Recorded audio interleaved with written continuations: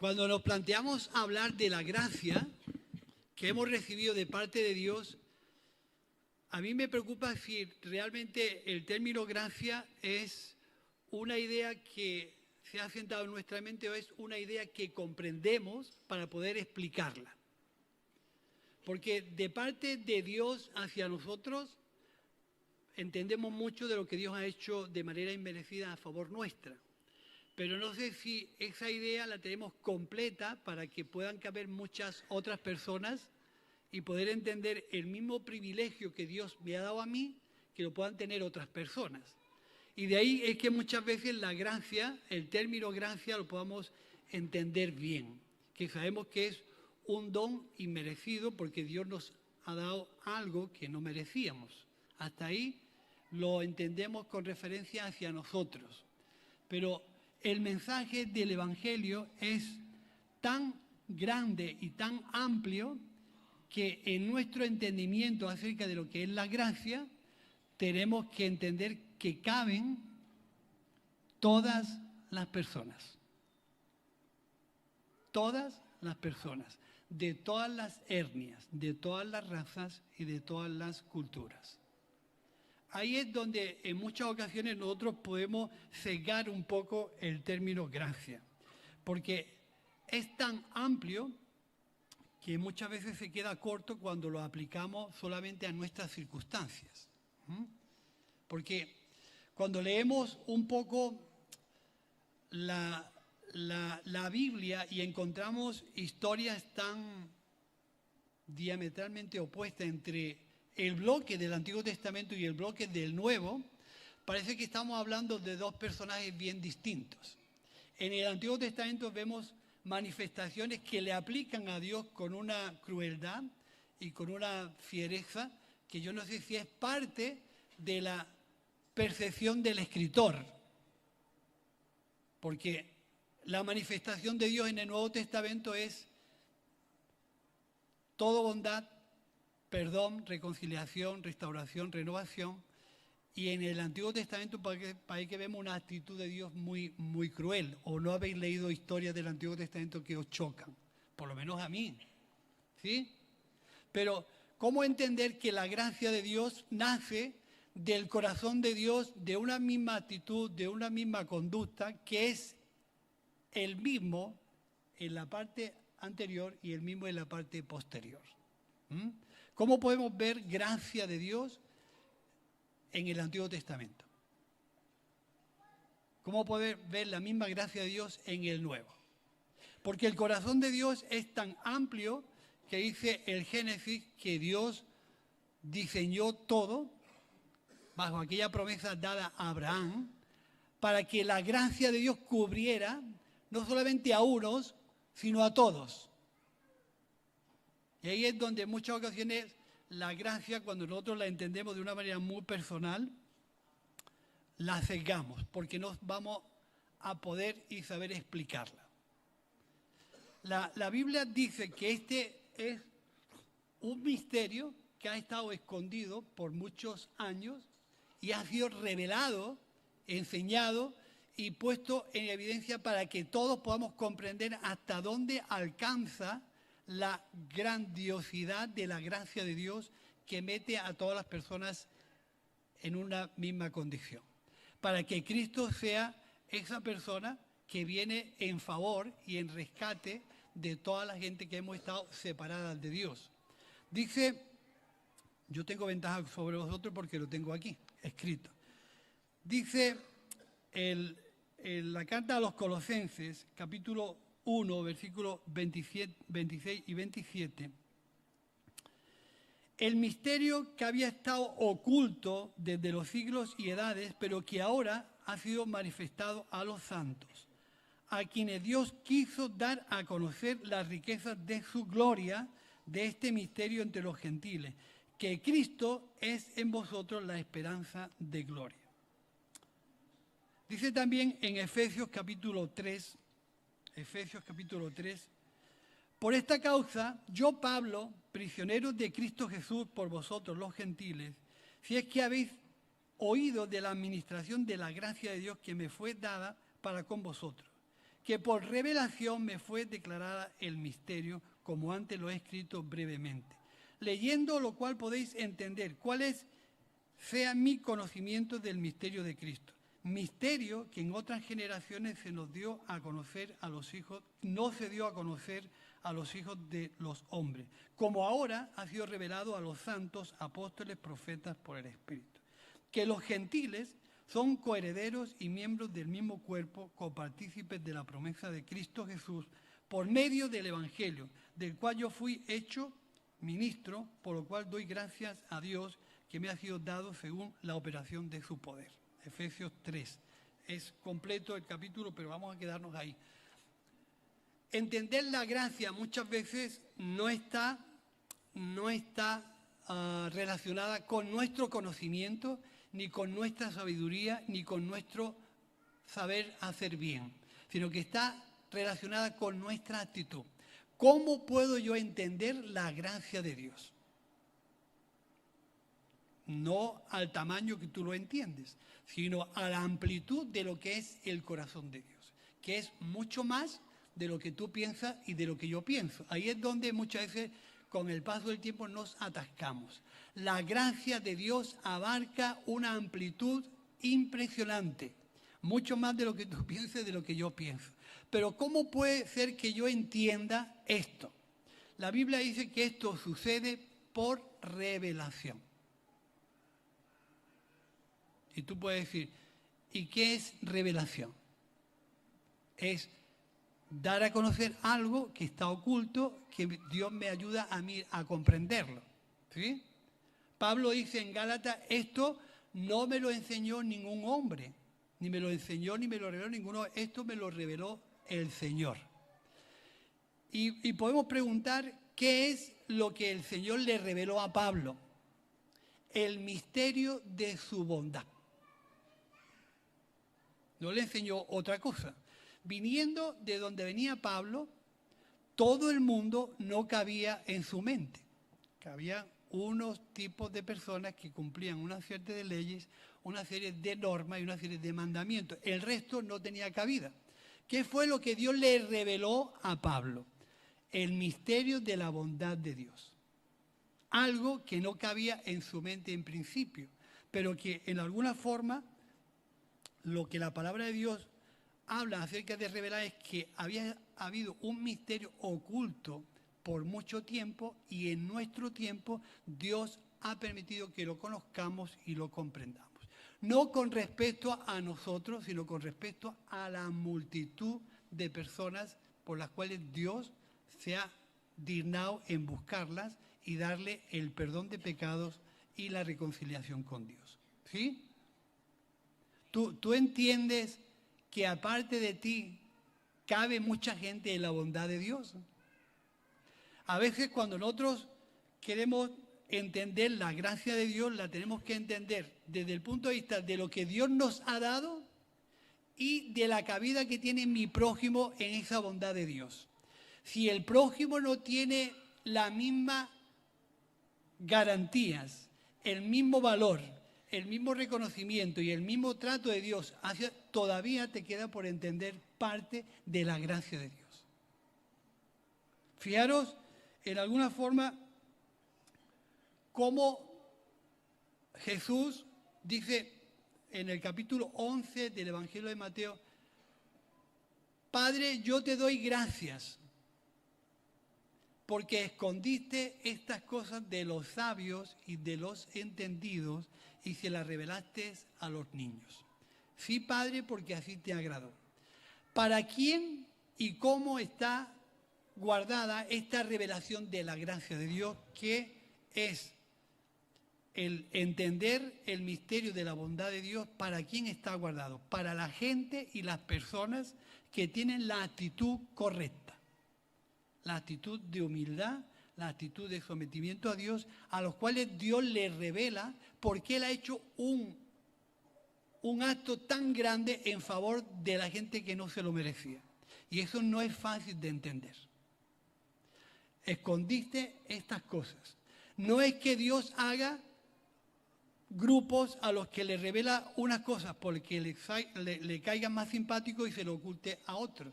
es nuestra actitud la que hace que las cosas de Dios se escondan. La actitud que nosotros tenemos con respecto a los demás. Si tú quieres entender la gracia de Dios, tienes que darle al prójimo las mismas garantías que Dios te ha dado a ti. Si no, las cosas se van a esconder.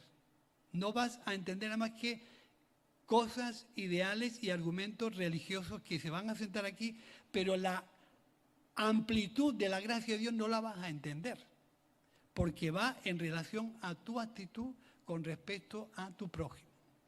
Escondiste estas cosas de los sabios y de los entendidos. Y para profundizar un poco en esto, nosotros podemos ir y relacionar ciertos pasajes de la Biblia en el Antiguo Testamento cuando todavía la ley religiosa no estaba. Todos conocemos la historia de José y sus 12 hermanos. Eran 12, había una mujer también. ¿Quién sabe cómo se llama la niña? Dina. Digo por darle relevancia a las mujeres y no esconderla. Dina era una hermana de José. Pero resulta que la historia de José y su experiencia fue una experiencia amarga. Yo no sé, ¿tú has tenido alguna experiencia de ese tipo? ¿Alguien te vendió, te despreció, te tiró? ¿Has tenido alguna experiencia de ese tipo, de esas gordas, donde el corazón se rompe, donde no te valoran y te venden como una bestia? Fijaros la experiencia de este muchacho. Es vendido, es llevado a otra cultura, es llevado a otra situación bien distinta donde las cosas de Dios ni se apreciaban ni se valoraban. Tenían otras formas. Pero en su condición, él nunca abandonó su relación con Dios. Pero fíjate cómo entender la gracia de Dios en un tiempo donde no existían leyes religiosas. A eso es a lo que yo le llamo revelación. El entendimiento y la comprensión de lo que mi hermano necesita en un momento crítico, en un momento delicado. ¿Sí? Fijaros que eso fue por un tiempo. Josué, por lo que sea, prosperó y la vida le fue bien. A los hermanos no les fue tan bien. Tuvieron en la historia que cuenta recurrir de nuevo a buscar alimentos en Egipto. ¿Y cuál fue la sorpresa? Yo creo que ellos no se lo esperaban. No se lo esperaban encontrarse al hermano vendido jefe de todo Egipto. Pero llegaron, se enfrentaron a él. ¿Y cuál fue la sorpresa? ¿Cuál fue la idea? De que la gracia de Dios, en un tiempo donde no existían leyes religiosas, se manifestó de una manera increíble. ¿Sí? 12 hermanos malos, bien malos, ¿no? No, iban 12 porque la hermana también fue con ellos después. Lo que pasa es que la Biblia no la menciona. Pero bien malos, frente a alguien que fue despreciado y fue en alguna manera no valorizado, y frente por frente, dice el texto, lo tengo aquí, os lo voy a leer. Dice, no podía ya José contenerse delante de todos los que estaban al lado suyo, clamó y dijo, hacer salir de mi presencia a todos. Y no quedó nadie con él, y al darse a conocer a sus hermanos, entonces se dio a llorar a gritos. ¿Has tenido tú alguna vez una experiencia de ese tipo donde la ira y el coraje y el daño hace ¿no? ¿Y ahora qué hago con ellos? ¿Los mato? ¿Los vendo? ¿O qué hago con ellos? ¿Cómo es? A mí me gusta esta historia porque no tenía referencias religiosas de nada, ni de nadie, solamente directamente de Dios. Y esta condición en la que José le da este trato a los hermanos, a esto yo le llamo revelación y gracia de Dios en un tiempo donde esto no se entendía. Dios se le reveló a José con esta comprensión. Porque lo justo es que José le hubiera dado caña a sus hermanos. ¿O no? Pero si nosotros con menos no nos miramos, cuanto más si te venden y te desprecian, ¿no? Pues dice, ¿cómo podemos entender que esto fue una real revelación de Dios? Porque termina diciendo, no me vendisteis vosotros a mí. Dios me trajo aquí para preservación de vuestra vida. Eso es gracia. Gracia, pero gracia. Porque le estaba dando algo inmerecido. No se merecía nada más que lo que tú y yo pensamos, ¿no? Se merecían pues un castigo, ¿eh? Pero no les dio eso. Eso es gracia. Entonces, cuando nosotros ampliamos nuestra condición de la comprensión de Dios hacia el trato que los demás se merecen en un momento determinado de la vida, la gracia se amplía en nuestro corazón. Se ensancha, porque le estamos dando a los demás el trato inmerecido que Dios nos dio a nosotros. Y ese es realmente el mensaje concreto de la buena noticia. La buena noticia es el perdón de Dios a una humanidad que no se lo merece, entre los cuales estabas tú y estaba yo. Entonces, ¿cómo entender bien la gracia de Dios? Cuando yo le retiro el juicio a mis hermanos. Nosotros tenemos una manera de juzgar las cosas. ¿Sí o no? Si dices que no, es que sí, porque en realidad las juzgamos. Cuando yo le retiro el juicio a mi hermano y le doy un trato merecido o inmerecido, le doy un trato de favor, yo estoy entendiendo un poco más la gracia de Dios sobre nuestra vida. Fijaros que Jesús se enfrenta a un publicano y a un cobrador de impuestos, fariseo. El fariseo dice que oraba consigo mismo y dice, yo te doy gracias porque realmente soy una persona que tiene una conducta pues razonable. Y termina diciendo, y te doy gracias porque no soy como este. Se desbarató todo lo que hacía. ¿Dónde está muchas veces la comprensión y qué cosas nos acercan y qué cosas nos alejan, qué cosas nos hacen comprender y qué cosas se ocultan? Se oculta siempre la comprensión de la gracia de Dios cuando despojamos al hermano del favor de Dios hacia él. Se cierra todo. Dejamos de comprender a Dios. Dejamos de entender a Dios. Entonces cuando Jesús dice, yo te doy gracias porque ocultaste estas cosas de los sabios y de los entendidos, la gracia de Dios se oculta cuando yo dejo de darle a mi hermano lo que necesita. Ni siquiera soy como este. Es importante que nosotros podamos decir, ¿cómo es que eso se puede dar en mí? Hemos puesto un caso de José que todavía no existía la ley. La ley dice que vino 430 años después de este tipo de experiencias. Pero vamos a poner un caso de ley.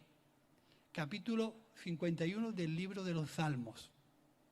Ese era un tiempo donde la ley regía, la religión estaba y las normas estaban. Pero el capítulo 51 del libro de los Salmos dice, porque no quieres sacrificio que yo te daría. Al corazón contristo y humillado tú no despreciarás. Eso es una revelación de Dios en un tiempo de ley. Lo normal es que tú ofrecieras sacrificios, te sintieras perdonado y calmaras tu conciencia.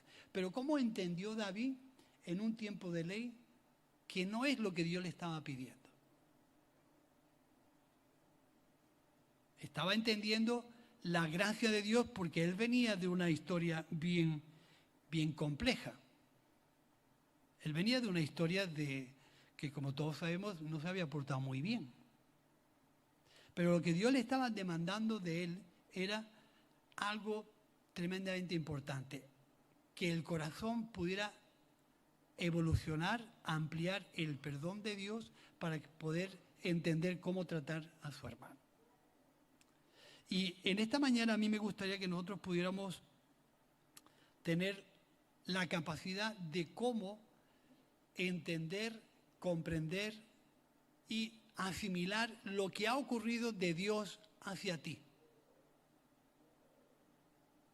¿Tú entiendes que Dios ha perdonado tus pecados?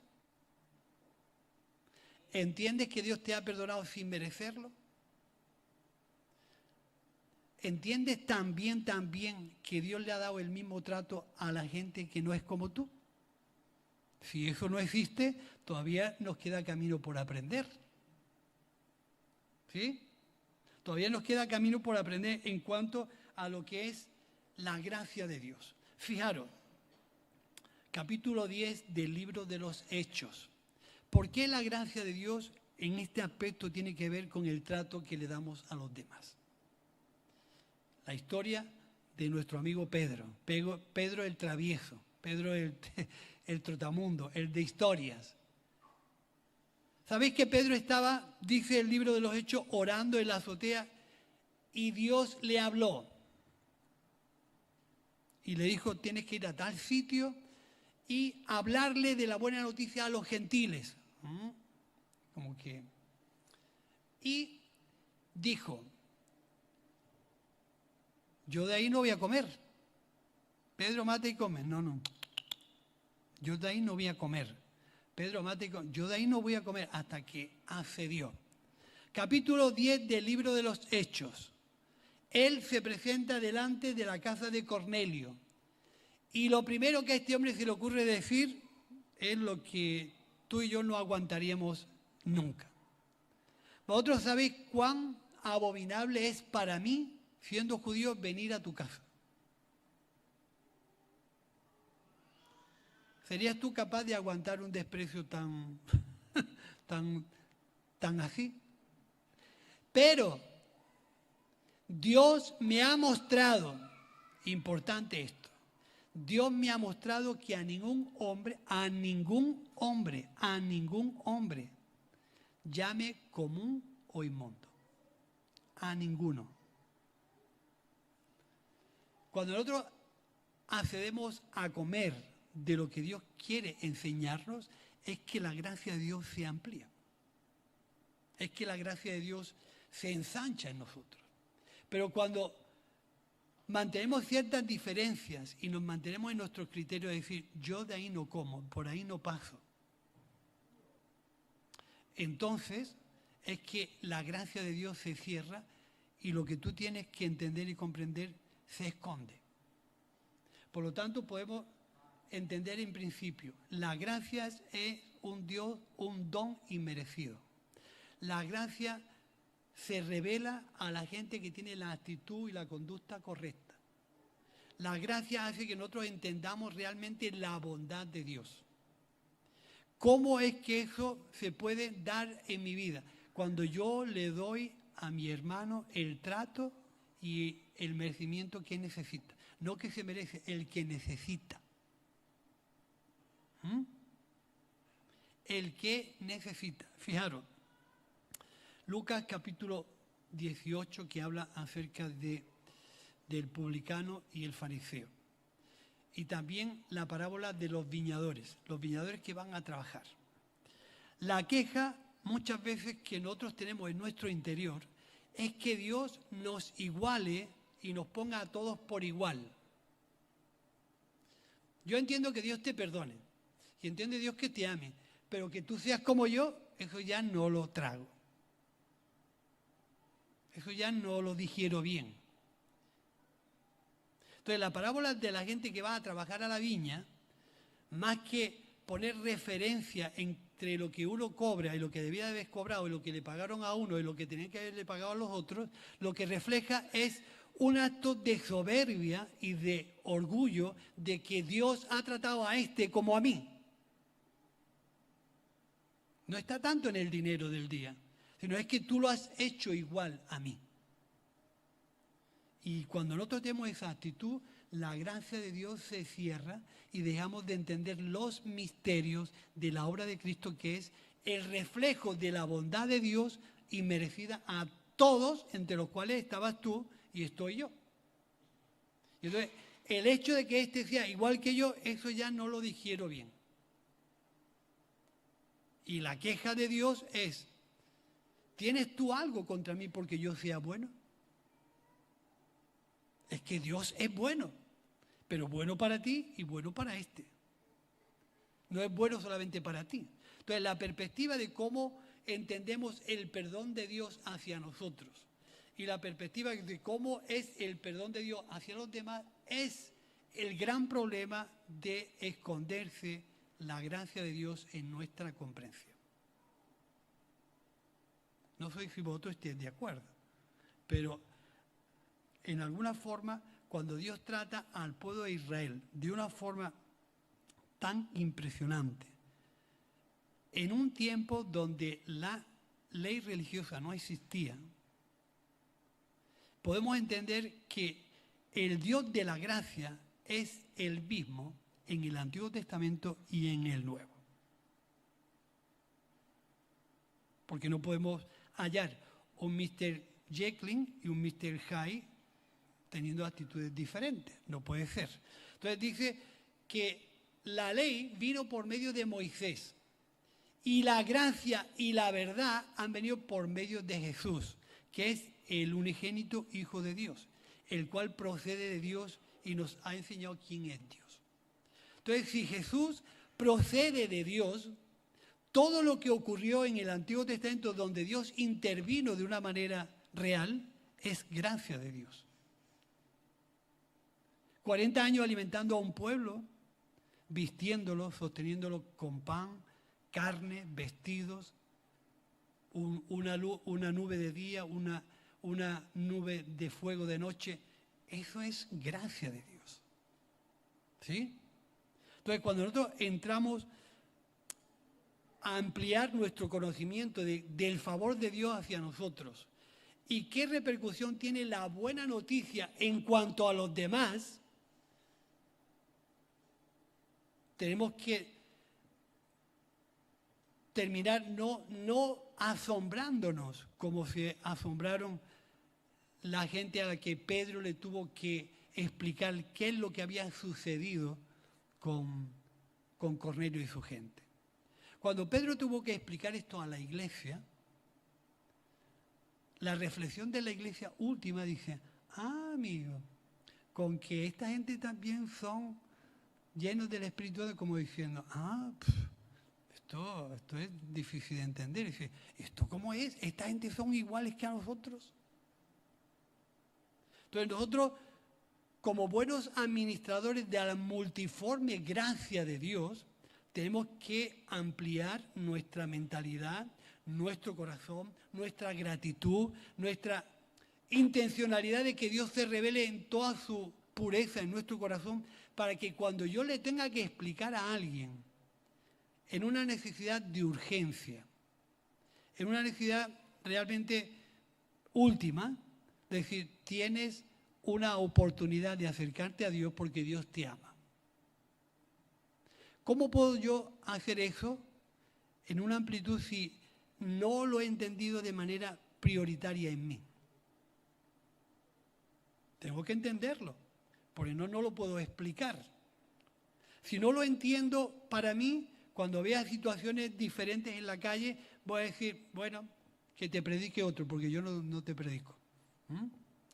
Claro que importante es que nosotros podamos entender estos versos y esta capacidad de entender a Dios para que cuando yo pueda darle a Dios la oportunidad de que este mensaje se ensanche. Que este mensaje, cuando yo lo tenga que proclamar, anunciar, lo hable con toda la amplitud, sin ningún impedimento, sin ningún obstáculo, sin nada que me impida decir que Dios es un Dios de amor, que perdona al pecador, que hace que las personas se reconcilien con Dios por medio de la obra de Cristo y que ahí caben todos. Dice, porque de tal manera amó Dios al mundo religioso, al mundo gentil, al mundo judío, al mundo musulmán, al mundo pecador sin nombrar pecados.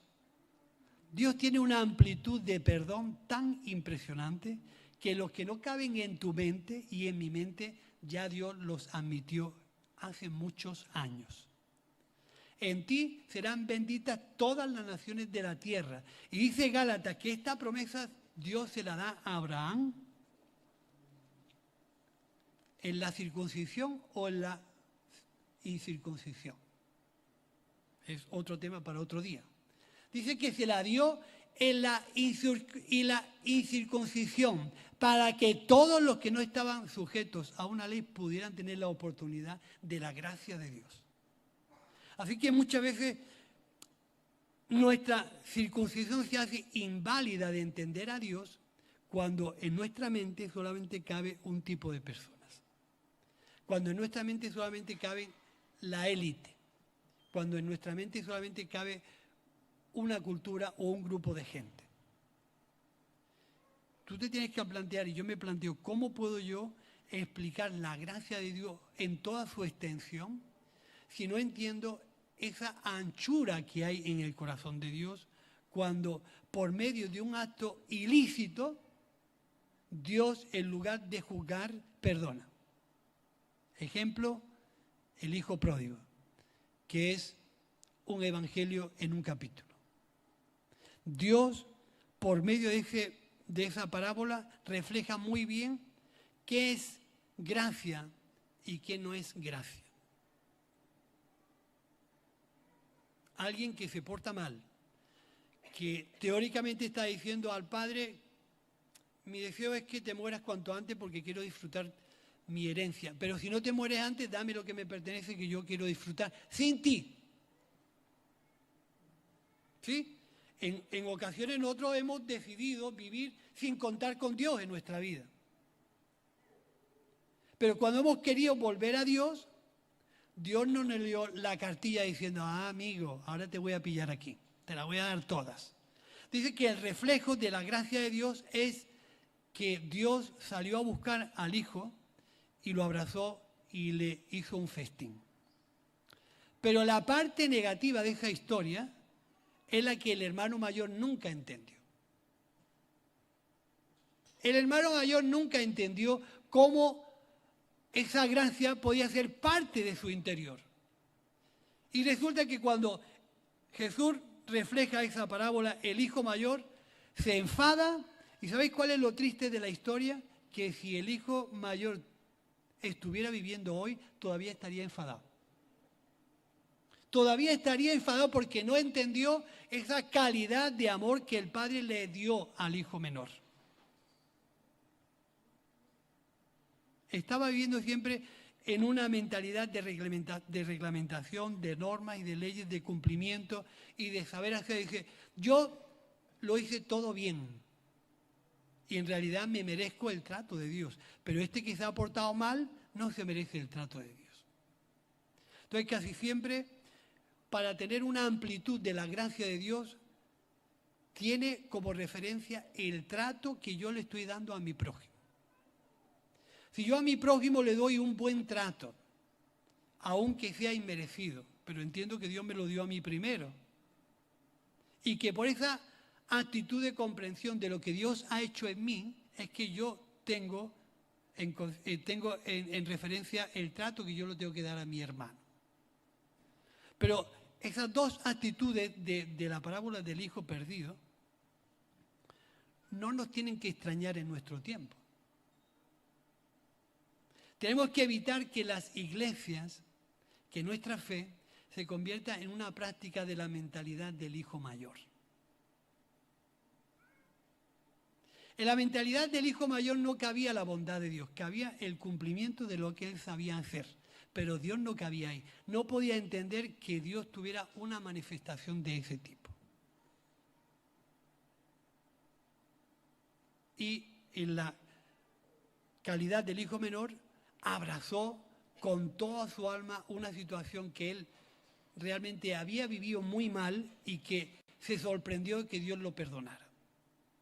Entonces, fijaros qué importante que nosotros podamos darle a Dios la oportunidad que nos ayude a entender la gracia de Dios. La gracia de Dios que no va en referencia del trato que Dios me ha dado a mí, sino también del trato que yo le doy a mi prójimo. Y cuando yo entiendo que lo único a valorar ahí es que Dios de manera inmerecida me trató a mí bien, es como yo tengo que tratar a mi prójimo. Si no, hermanos, con el tiempo te convertirás en un hijo mayor, que estés siempre en juicio, en crítica y en relación a lo que aquel no se merece. Fijaros que la historia desde el Génesis hasta nuestro tiempo siempre está en relación con las peleas entre hermanos. Peleas entre hermanos, discusiones, divisiones, molestias, críticas, juicios, chismes, murmuraciones. Y aún entendiendo Dios que eres de esa forma, te extendió su mano. Pero tú puedes decir, yo no estoy entre los que trican. Está yo no. ¿Nunca has pensado mal de tu hermano? ¿Nunca lo has juzgado mentalmente? ¿Nunca has dicho, hay que ver este? ¿Sí? ¿Aún te escapas de pensar mal? Yo no. ¿Cuántas veces juzgaste mal mentalmente a tu hermano? Y pensaste mal. Por ahí hay gente que está contando, ¿eh? Por ahí hay gente que está contando. A mí me faltarían dedos.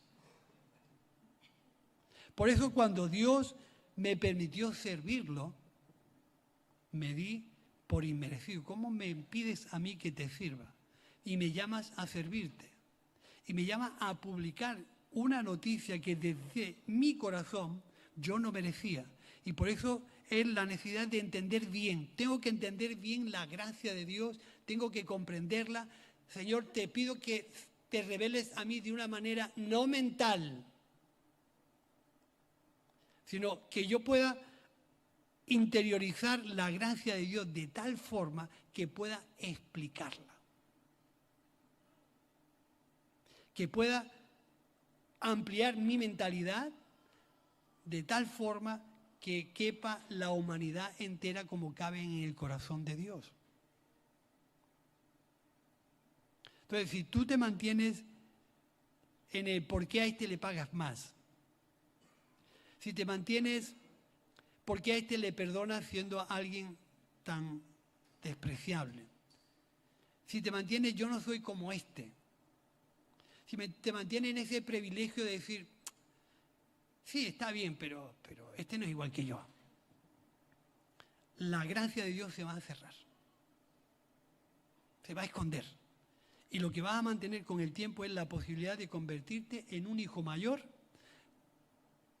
elevado al cubo,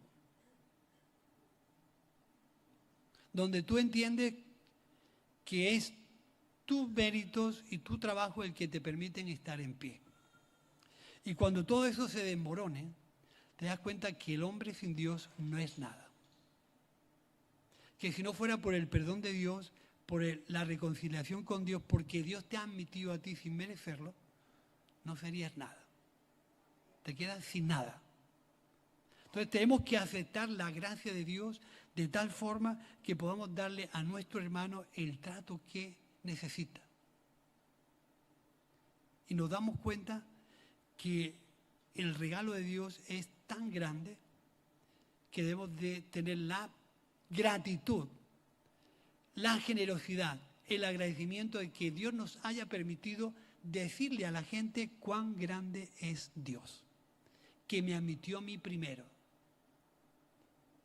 para darme a entender que tú también tienes un lugar en el perdón y la reconciliación de Dios. Así que, hermanos, nosotros tenemos que intentar, por todos los medios, no ser hijos mayores. La iglesia no se puede llenar de hijos mayores, sino de gente agradecida. La iglesia no se puede llenar de gente que crea que tiene el mérito y el valor suficiente para estar aquí o allí. Todo es obra de Cristo. Y si quieres que eso se haga realidad y lo interiorices, tienes que meter a tu prójimo en la misma calidad de igualdad y de valor que Dios te ha dado a ti. ¿Tú entiendes eso? Si todavía no estás ahí, bueno, ese es un camino que tienes que recorrer. Pero cuando Dios te permita decir mata y come,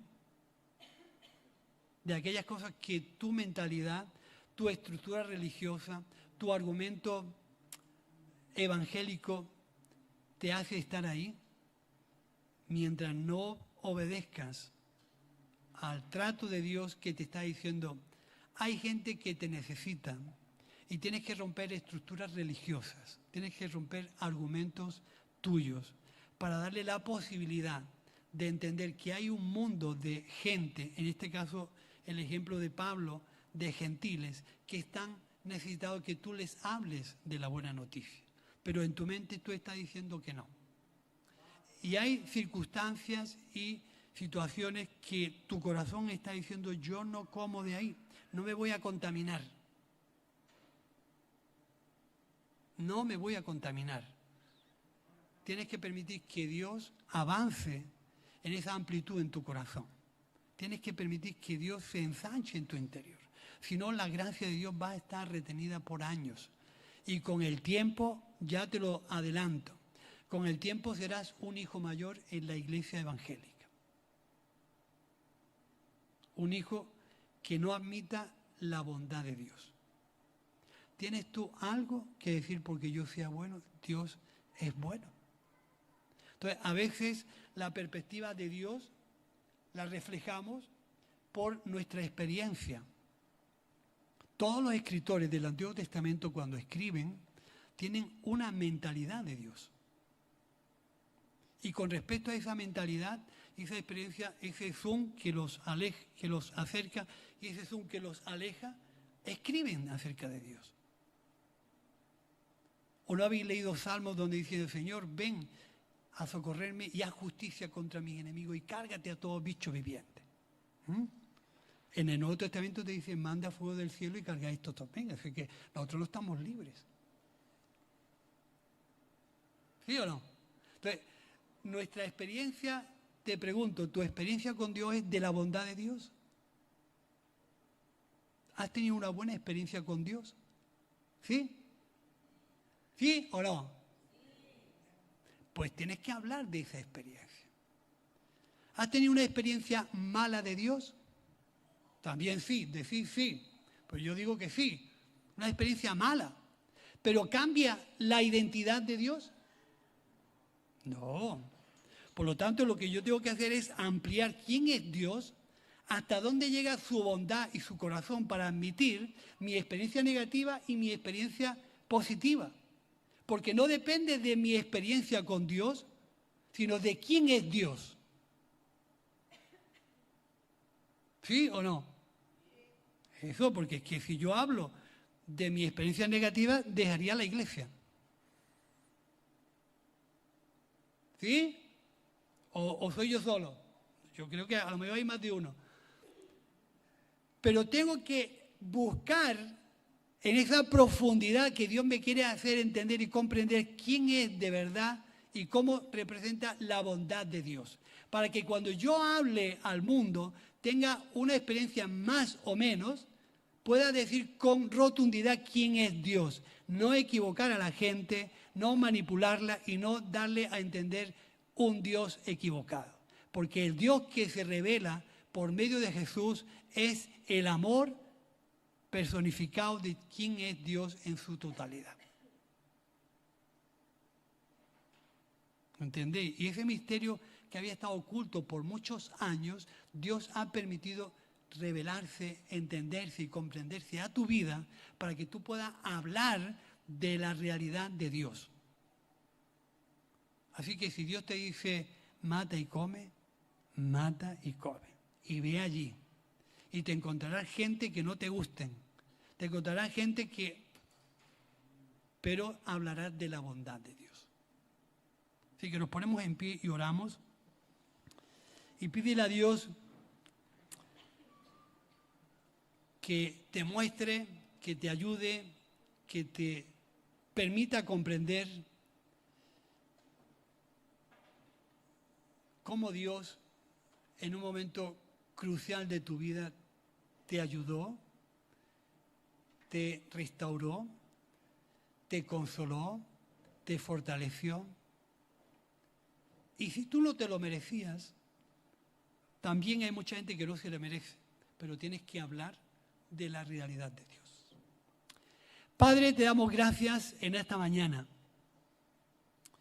Venimos, Señor, y estamos ante tu presencia, Dios, para que tu Espíritu Santo pueda tratar con nosotros. Para que nuestro corazón, Señor, se amplíe, Señor, se ensanche, que tenga la capacidad de admitir, Dios, tu grandeza, tu amor, Señor, que supera todo entendimiento, que es alto, que es ancho, que es profundo. Que esto, Señor, sea una realidad en nuestra vida, para que nos ilusione compartir, Señor, esta buena noticia de salvación y de reconciliación. Para que el Señor ponga en nosotros la fuerza y el vigor necesario de poder ir y anunciar esta buena noticia. Para que podamos, Señor, admitir en nuestro corazón nuestro inmerecimiento y podamos, Señor, estar en una gratitud, Señor, fuera de lo común hacia ti. Y para que en nuestro corazón podamos admitir de la misma manera, con el mismo valor y la misma igualdad a nuestro prójimo. Te damos las gracias por esa comprensión que tú nos has dado de poder, Señor, entender tu gracia y tu misericordia. Te reconocemos en esta mañana y te damos las gracias. En el nombre de Jesús. Amén. Amén. Que el Señor os bendiga y que tengáis buena semana y que hagáis un poquito de ejercicio espiritual con Dios, para que esto no quede ahí a medio entender, sino que Dios sea capaz de enseñarte y revelarte esto. Que tengáis una buena semana. La semana que viene tendremos confraternidad y Santa Cena, y el que quiera y pueda nos quedemos aquí a comer, ¿vale? Que Dios os bendiga. Muy bien.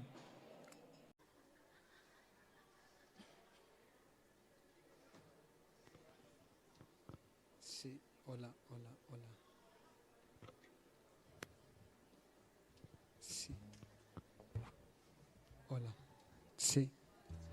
Dios les bendiga a todos en esta mañana. Pero muy buenos días. Qué bueno reunirnos de nuevo, estar aquí congregados para compartir en comunidad, para alabar y para glorificar a nuestro Dios. Qué bueno ver rostros que no habíamos visto antes, que otros ya han regresado